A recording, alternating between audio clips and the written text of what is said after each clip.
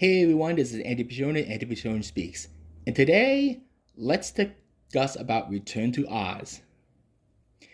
It is well known that The Wizard of Oz was the most famous of the Oz series due to the introduction of color, musical numbers, and many other gimmicks. Yet people forget that Frank Baum had a whole series regarding Oz. With all the craze of adapting every single volume onto the movies from Harry Potter to Twilight, it's kind of a shock nobody had picked up Oz that has nothing to do with the state penitentiary that's way beyond the Green Mile. Then again, there was World War II in the Paramount case. So yeah, the Wizard of Oz became dormant. People seem to forget about Dorothy, the Scarecrow, Tin Man, Caroline, or the actual equation of the Pythagorean theorem. That is, until we get an unofficial sequel, Return to Oz, brought to you by Disney.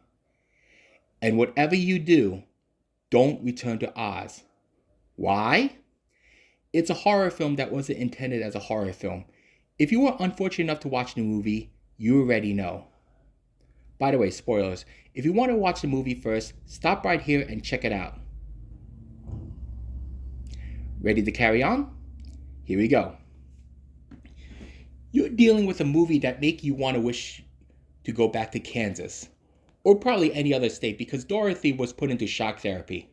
So much about talking Emerald City because you're going to an asylum.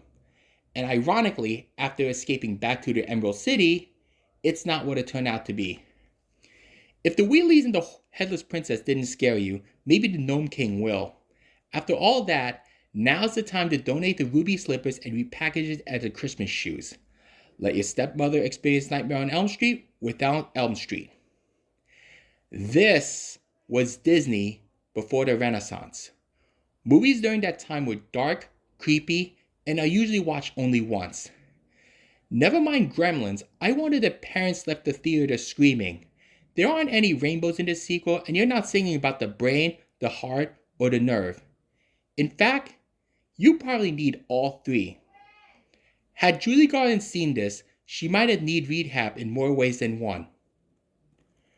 Return to Oz is an acquired taste. If you're one of those dark fantasy types that was made in Abyss or were promised Neverland, this one's for you.